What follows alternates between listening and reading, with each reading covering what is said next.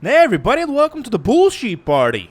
And in this one we're going to be reviewing the current podium vehicle, the Rebla GTS. As always, we're going to be taking a look at its exterior, its interior, the way it customizes in Los Santos Customs, and ultimately I'm going to be telling you if it's worth it. And first things first, this vehicle has been released about a year ago. It was on the podium before, so this is nothing new, although I don't remember anything about it. So it's going to be kind of a new experience for me. Anyways, here is a 360 on the vehicle while I give you some facts about it. First off, this vehicle was released about 3 years ago originally with the Diamond and Casino heist. It's gonna cost you about $1.2 million and it's based on the current generation BMW X5. As for interactivity, this is what you can expect from it. You can open all 4 doors, the hood and the trunk. This vehicle is a part of the SUVs category, duh. And as you can see, it's a very faithful representation of what an X5 in GT Online would look like. And all in all, pretty cool. Okay, so that's the exterior done. Now let's jump in and look at how the vehicle looks on the inside. And more importantly, how does it sound?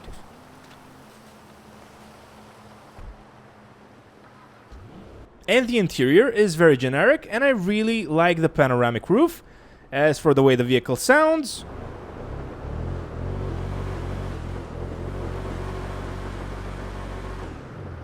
it sounds just okay. And with that, let's see what type of drivetrain we're dealing with for the Rebla GTS. And no surprises, it's an all-wheel drive vehicle. And with that, we're off to Los Santos Customs to customize this bad boy. And on our way there, I'm going to be sharing with you my thoughts and impressions of how the stock version of the vehicle feels to drive. And so far, it feels, for an SUV, honestly, it feels really snippy, but it also feels like a tank when it comes to turning, kind of. It's a little unresponsive, a little bit too loose for my taste, but yeah, it is an SUV after all. As far as SUVs go, honestly, not the worst. Not the best, but also not the worst. Handling around the corners, however, is a different story. Maybe this is because the ground is wet right now, but feels horrible. Now let's see how the brakes are gonna do. The brakes are... wow, they're really bad as well. But again, this might be because it's raining, maybe not. I'm gonna blame the rain for that. And, well, we don't have a panoramic roof anymore. Or actually, we have a completely open sunroof. Kinda cool. Anyways, let's start customizing.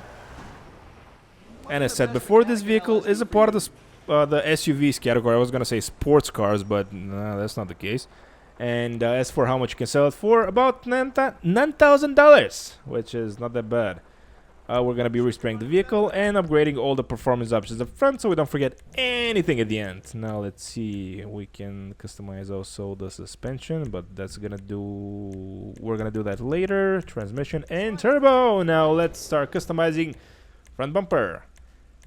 Wow, okay, so far we only have splitter. Okay, so this is not the front bumper option, this is the front splitter option. So that's good, just gonna go with the carbon splitter and choose a rear diffuser. That's not a rear bumper, Rockstar, that's a diffuser. Let's go with the carbon one.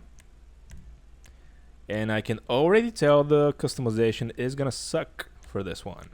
But it is what it is. Honestly, I had high hopes for this one because it was released not so long ago that it's an old vehicle, but not so recently that it's a part of the new DLC, which has horrible customization.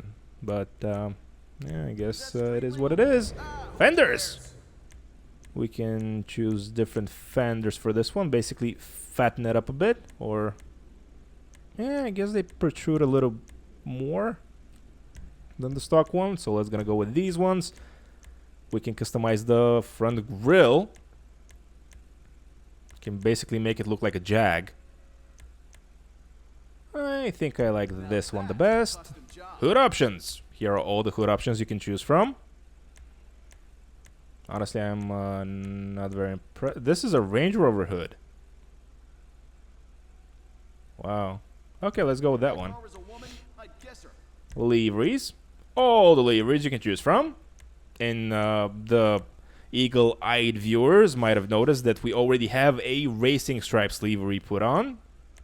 Honestly, the Vehicle looks kind of naked without it, so let's just keep it on. Also, I don't feel like spending $11,000 for removing it. Mirrors, carbon, of course, license plate, of course, yellow and black.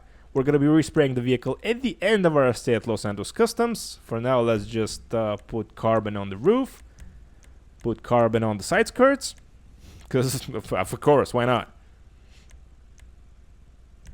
Go with this one.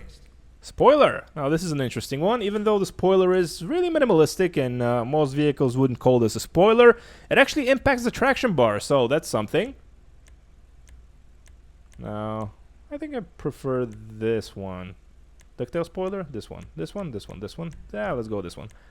Maybe we can choose a secondary color that matches the primary one later on. Suspension. You can, wow, you can really slam this one to the ground. That's really stupid since it's an SUV, but you could. Vortex generators, also known as the BMW antenna fin. It's... so this is the carbon one. Well, let's go with the carbon one, why not? Transmission, turbo, wheels. I'm happy with those. Window tint. And something that it's really sucky is that the window tint also impacts the tint on the glass roof, which is, yeah, I don't like that. So let's go with the light smoke tint, and it's time to respray the vehicle. And as always, I asked you guys, the viewers of the Bullshit Party, what color do you want me to make the vehicle in the video you're watching right now? The review video that I do every Thursday. And most of you for this week suggested yellow, which is, honestly, there we go. That's yellow. Even though it says bright orange, that's yellow. So, yay. Honestly, that's not a bad color. Let's see now. Metallic. Nope, we can't. I was expecting this color to impact the, what do you call it, the spoiler, but I guess that's not happening. So, it is what it is. Let's go with blue. Why not? Trim color. Let's go with something stupid like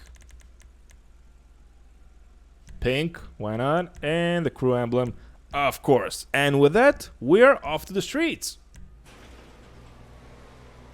And here we are. And good thing is that it hasn't stopped raining yet. So this is gonna be a fair comparison between the stock version of the vehicle and its fully loaded one.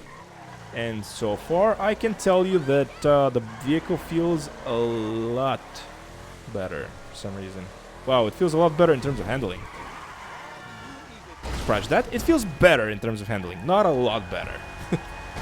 In terms of acceleration, I can't tell you anything so far. In terms of acceleration, let's try that again. It feels a little bit snappier, which is to be expected. Top speed, from what I can tell, is a little bit better as well. The brakes are still horrible, but maybe a little bit better. But the biggest difference I can see the vehicle has improved on is the way it behaves, not only around corners, but also when you flick the left stick left and right when you're trying to make very small maneuvers, when going straight, for example. It's a little bit more responsive, not as responsive as some other SUVs that I can't think of the names of, but yeah, it's honestly not the best SUV, not the worst one. In terms of customization, it blows, but it is what it is. Wow, this is really difficult for me to call. Is it worth it? I think not. Maybe if this is your like one and only SUV, maybe then. Otherwise, no. Is it an off-road machine? Probably not. Is it gonna be capable off-road? Maybe, but I have supercars that are incredible off-road. For example, the Thrax is great off-road, even though it's a low supercar. Maybe even a hypercar. And yeah, with that bummer, I guess we're gonna be ending the video. Thank you so much to everybody that watched. Please like the video, please subscribe to the channel. I am off to playing the new God of War, and I'll catch you all in the next one. Now let's go find that bearded Spartan.